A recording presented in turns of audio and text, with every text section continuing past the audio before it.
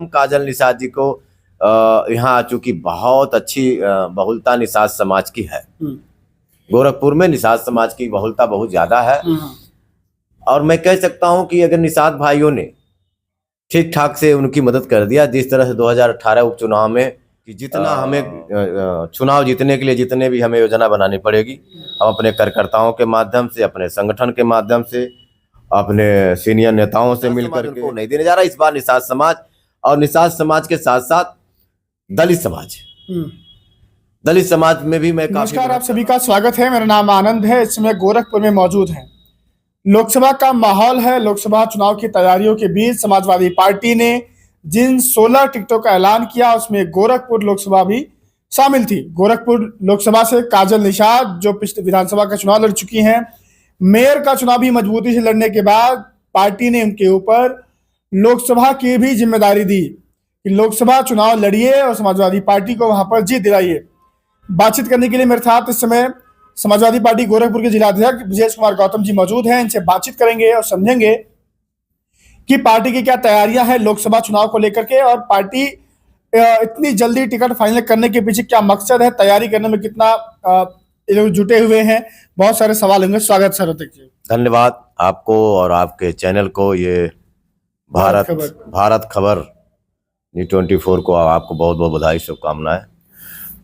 काजल निषाद जी के ऊपर जो भरोसा जताया गया पार्टी के द्वारा विधानसभा में, मेयर के चुनाव में, फिर लोकसभा चुनाव लड़ाया जा रहा है।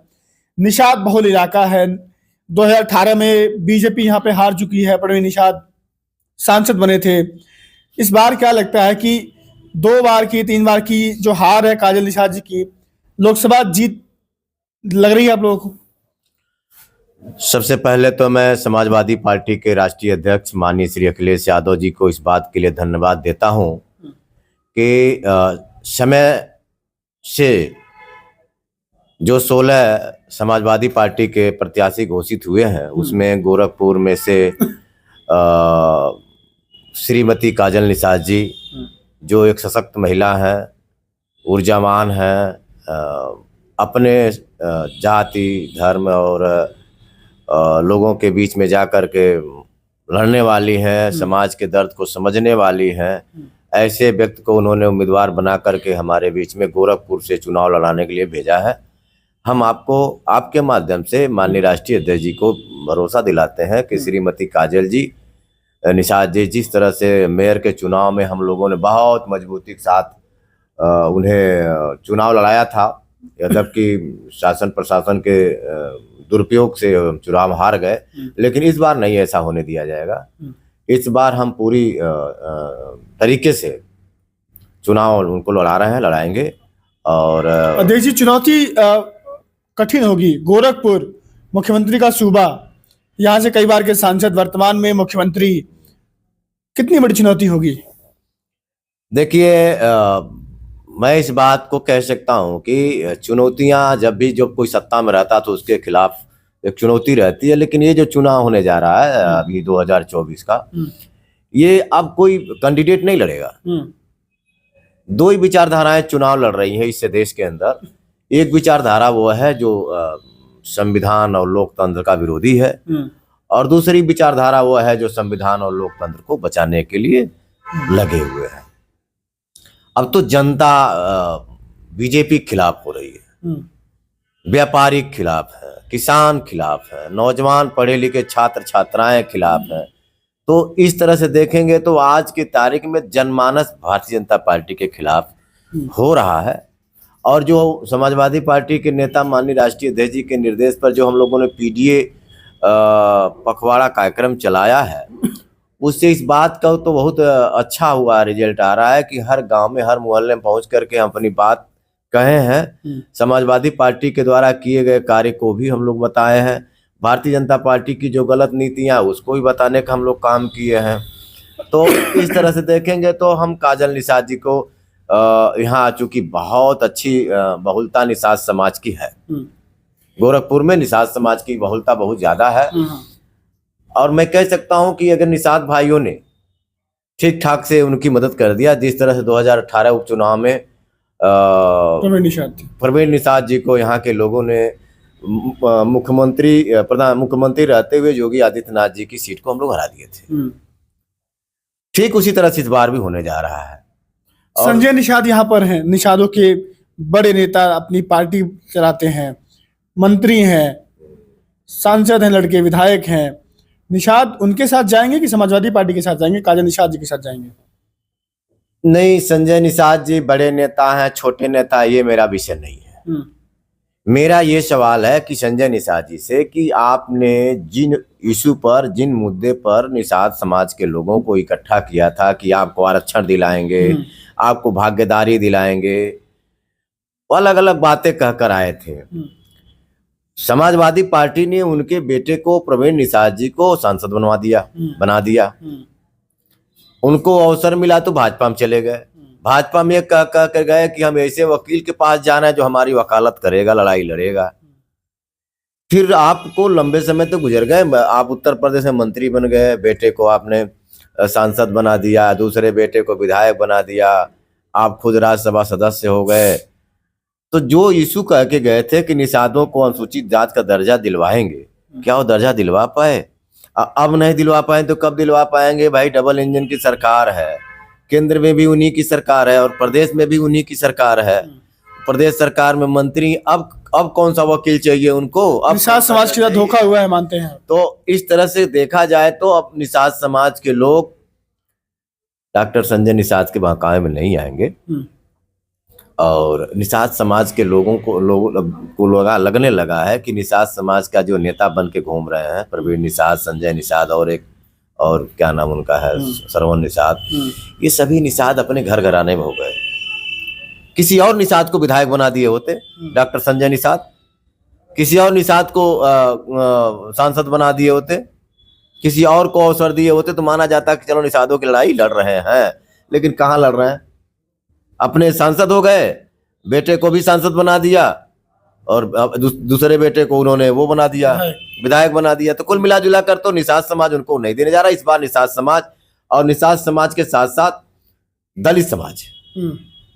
दलित समाज में भी मैं काफी मेहनत कर रहा हूं और हमें भरोसा है कि दलित समाज, निषाद समाज के अलावा जो भी मानवतावादी सोच है, जो भारतीय जनता पार्टी से गलत नीतियों से नाराज हैं, खिन्न हैं, वो सारे के सारे, चाहे किसी जात धर्म के लोग के हों, वो सारे के सारे लोग इस बार ऐसी स्थिति में। मैं इसी पर लौट रहा हूँ आपके पास कि आपके बारे में चर्चाएं हैं कि आप कैडर के आदमी थे, बसपा में थे, आपकी अच्छी पकड़ है। जो पीडीए का नारा दिया गया है उसमें जो डी फॉर दलित है, उसको कैसे समाजवादी पार्टी साधेगी, खासतौर से गोरखपुर में? आपके ऊपर कितनी बड़ी जिम्मेदारी है? मैं इस बात को कह सकता हूं कि माननीय राष्ट्रीय अध्यक्ष जी जो जब से मुझे जिम्मेवारी दिए हैं, वैसे तो अब मैं तो अपने आप को सौभाग्यशाली समझता हूं कि मैं दलित चमार बिरादरी में पैदा हुआ है, तो मेरा सौभाग्य है। आदमी पैदा किस जात में होगा, किस धर्म में होगा, वो उसका निजी मामला नहीं होता है। लेकिन भारत में जातियों का देश बन गया, धर्मों का देश बन गया। लेकिन उसके लिए मैं यही कहना चाहूंगा कि मैं अपने समाज को समाजवादी पार्टी में ऐसी स्थिति में जोड़ना चाहता हूं, देखना चाहता हूं, तब जब संविधान खतरे में है, लोकतंत्र खतरे में है और संविधान को, लोकतंत्र को और लोगों को जरूरत तो है ही है, लेकिन दलित समाज को सबसे ज्यादा जरूरत है। वो भी तब जब सबसे ज्यादा इनके ऊपर जुल्म, जाति, अत्याचार होता है। डॉक्टर अंबेडकर का सब दिया हुआ संविधान ही तो हमको बचा रखा है। अगर उस पर खतरा आएगा तो निश्चित है कि हमको जितना भी कुछ करना पड़ेगा अपने समाज को जोड़ने के लिए, अपने समाज में जानने के लिए, हम जाकर लोगों से मंचों के माध्यम से मिल करके, छोटे छोटे चौपाल लगा करके अनवरत मिलने का काम कर रहे हैं और अच्छा है कि उसका परिणाम देखने को मिल रहा है।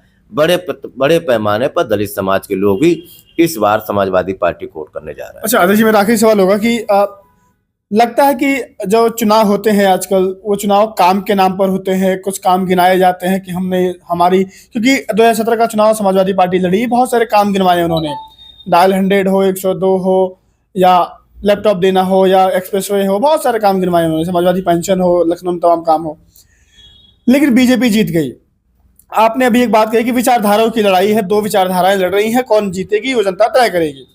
तो क्या अब ये चुनाव, गोरखपुर का चुनाव खासतौर से, विचारधाराओं पर ही लड़ा जाएगा कि समाजवादी पार्टी लोगों को जाके कुछ बताएगी कि हम जीत के आएंगे तो हम ये करेंगे? देखिए केवल गोरखपुर की बात नहीं है, ये पूरे देश में है। पूरे देश में है कि एक ऐसा विचारधारा पैदा किया जा रहा है, भाई इस देश की तरक्की शिक्षा से होगी। शिक्षा अगर हमारा बुनियादी जो बेस है वो शिक्षा हमारा मजबूत होगा तो आदमी किसी क्षेत्र में रह करके रोजी रोजगार कर सकता है। लेकिन शिक्षा ही इतनी गलत तरीके से लगाई है। अमीरों के बच्चे बड़े बड़े स्कूलों में पढ़ रहे हैं, बड़ी बड़ी डिग्रियां ले रहे हैं, और गरीब के बच्चे वही कमजोर होते जा रहे हैं। तो भाई ये जो मानव शरीर है, मानव शरीर के सभी अंग काम करेंगे तभी व्यक्ति स्वस्थ रहेगा। लेकिन यहाँ जो स्वस्थ है उसको और स्वस्थ बनाया जा रहा है, और जो कमजोर है बेचारा मारे मारे फिर रहा है। तो फिर ऐसे कैसे तरक्की होगी? विचारधारा लड़ाई तो यही है कि भाई जो 90% गरीब लोग हैं वो 90% लगातार वो गरीब होते जा रहे हैं। देश आजादी के 75 साल हो जाने के बाद भी आज 140 करोड़ में 80 करोड़ लोग गरीबी की रेखा के नीचे जीवन जी रहे हैं। ये कौन सा विकास हम कर रहे हैं? तो इन 80 करोड़ लोगों के लिए तो अगर राशन उसको 80 करोड़ को फ्री दे रहे हैं तो फिर बिजली फ्री दो, सब कुछ फ्री करो, उनकी शिक्षा भी फ्री करो। अगर आपने राशन 80 करोड़ के लोगों को फ्री कर दिया, गरीबी रेखा के नीचे आ गए, रोजगार कितना दिया? और रोजगार क्या दिया? आप सोच सकते हैं कि रोजगार तो कहीं नहीं दिया। रोजगार तो मोदी जी ने और उनकी सरकार ने कहा था कि प्रत्येक वर्ष में 2 करोड़ लोगों को रोजगार देंगे। आज 10वां साल खत्म होने जा रहा है, आपके सामने चुनाव है, आप अंगुली गिन लेंगे तो नहीं होगा। रोजगार, देखिए रोजगार एक दूसरा शब्द है, नौकरी दूसरी शब्द है। अब रोजगार में तो बजट में देखा गया अलग तरीके से, कहीं इस मामले में रोजगार, कहीं उस रोजगार थोड़ी है वो, और उसको रोजगार अस्थायी नौकरी नहीं है। आप अस्थायी नौकरी दीजिए ना। अस्थायी नौकरी कहाँ दे रहे हैं? आपने एक अग्निवीर योजना ला करके बच्चों का भविष्य खराब कर रहा है। 4 साल में कौन नौकरी करेगा भाई? 4 साल के बाद कौन सा होगा? अखिलेश जी कहते हैं कि अगर हम सरकार में आते हैं, सत्ता में आते हैं, तो हम इसको परमानेंट करेंगे। हाँ, मैं माननीय राष्ट्रीय अध्यक्ष जी की इस बात का दिल से सम्मान करते हैं कि उन्होंने नौजवानों के लिए बहुत अच्छा निर्णय लिया है, और बहुत सारे निर्णय भी लेना बाकी है। ये भारतीय जनता पार्टी के लोगों ने जो देश के नौजवानों, किसानों, पढ़े लिखे लोगों के साथ जो वो गलत तरीका अपना रही है, उसमें बदलाव होना चाहिए।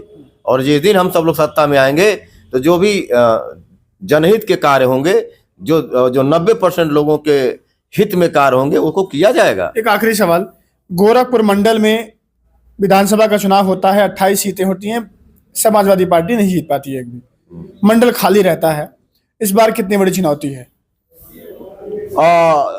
फिर मैं वहीं आ रहा हूं कि कोई चुनौती नहीं है इस बार गोरखपुर मंडल में। और फिर गोरखपुर मंडल में हमारी 2 विधानसभा, 3 लोकसभाएं लगती हैं संत कबीर नगर को लेकर के। संत कबीर मतलब खजनी। हम इतना भरोसा दिला रहे हैं अपने आपके माध्यम से कि जितना हमें चुनाव जीतने के लिए जितने भी हमें योजना बनानी पड़ेगी, हम अपने कार्यकर्ताओं के माध्यम से, अपने संगठन के माध्यम से, अपने सीनियर नेताओं से मिल करके, और अपने जो हमारे और साथी लोग हैं सबसे मिलकर के योजना बन चुकी है। हमारी चुनाव की पूरी तैयारी है, हम चुनाव लड़ने के पूरी तैयारी में हैं, और हम इस बार चुनाव जीतेंगे। काजल निषाद को भी जिताएंगे और बांसगांव पार्लियामेंट भी जिताएंगे। चलिए, मेरे साथ ब्रजेश कुमार गौतम जी थे, समाजवादी पार्टी के गोरखपुर के जिला अध्यक्ष हैं। बातचीत हुई, कैडराइज आदमी है, काम किए हैं, पहले लोगों के बीच में रहते हैं। समाजवादी पार्टी ने जिम्मेदारी दी है, काजल निषाद को बड़ी जिम्मेदारी दी है कि जाइए और लोकसभा जीत के आइए, क्योंकि मेयर के चुनाव में देखा गया कि मेयर के चुनाव में समाजवादी पार्टी ने, खुद काजल निषाद जी ने धांधली का आरोप लगाया, कह रहे कि चुनाव हम जीत रहे थे लेकिन चुनाव हमें हरवाया गया। विधानसभा का चुनाव भी लड़ चुकी है, इस बार लोकसभा चुनाव को लेकर पार्टी ने भरोसा जताया है। अब देखते हैं कि जनता उनके साथ कितना है। निषाद समाज से आती हैं, जातिगत समीकरण ये कहते हैं कि निषाद समाज अगर एक साथ एक मुश्त होकर के अगर वोट करता है समाजवादी पार्टी को, तो कोई ताजुब की बात नहीं होगी। साइकिल 2018 की तरह 2024 में भी यहां से, गोरखपुर से दिल्ली जाएगी। लगातार हम गोरखपुर में सर्वे कर रहे हैं, बातचीत करते हैं लोगों से, और जो भी माहौल दिखाएंगे। फिलहाल के लिए नमस्कार।